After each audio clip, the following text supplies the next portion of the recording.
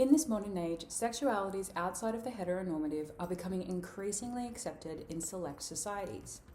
As a reflection of this, media produced reflects each society's evolving ideologies and their level of acceptance. This is really important because media creates a point of conversation when incorporating themes such as queerness. Each culture is evolving at its own unique pace. There are many facets of culture. These factors impact the types of medias you consciously or subconsciously consume. Indian culture is no exception, with distinct cultural influences that shapes both ideology and what show you want to watch. I believe that various elements of culture impacts the way that the LGBTQ+ community is represented in Indian movies. The first element of culture that impacts queer representation is Indian values.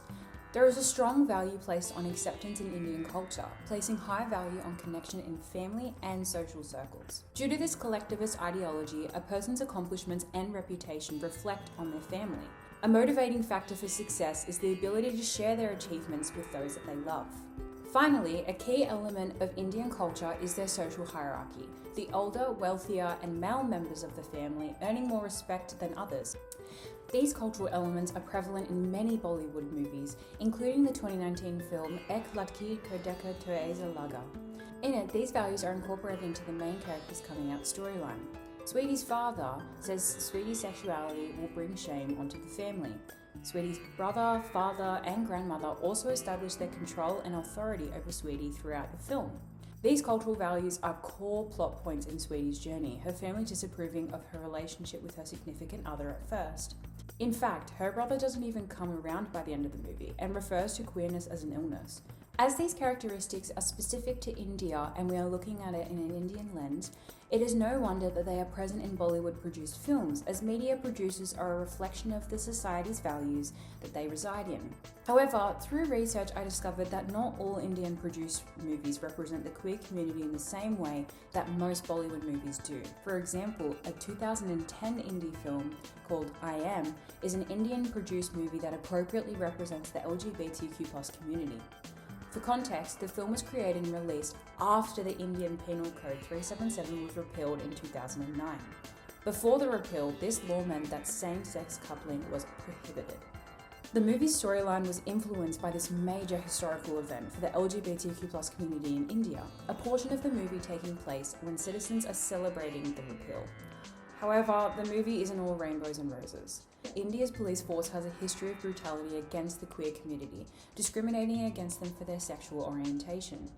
Despite the law being in place banning same-sex couplings, officers generally wouldn't catch them in the act, instead recognizing them for other reasons and then giving them unfair treatment from there. We watch one of the main characters in I Am, Omar, face such cruelty from a police officer.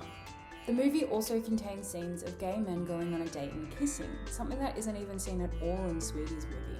In comparison, despite I Am being released almost a whole entire decade before the Bollywood movie, it has a much more mature and realistic display of the queer community in India.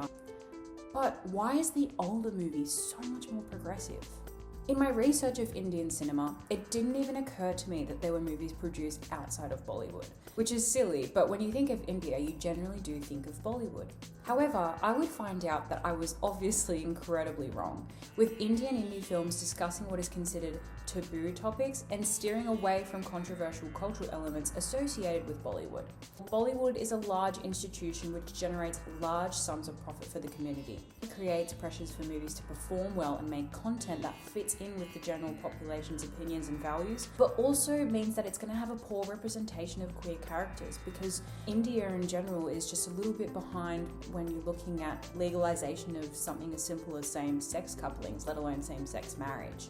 Indies, on the other hand, don't really have the same level of pressure to produce movies, instead being able to use their projects as calls for progress, I Am being an example of this. It is interesting to note the different levels of pressure these industries face and how it impacts the content that they can or can't create. When looking at Hollywood, there is a clear correlation between the project's portrayals of the LGBTQ+ community and how far along we are in giving the queer community the rights that they have today. As India is behind in levels of queer acceptance in comparison to other societies, I suggest the reason why queer representation in Bollywood movies is so poor is due to society still developing ideologies when it comes to homosexual and co-relationships. Because the second rating down of IPC 377 was only annulled in 2018, it actually does make sense that Bollywood movies produced after the fact are merely testing the waters, keeping relationships such as Sweeties really low key. In conclusion, the LGBTQ plus representation in Indian movies is impacted by various elements, such as the culture of the industry the movie is produced in, Indian society's level of acceptance, and legal factors such as the rating down, reinstating, and finally annulling of IPC 377.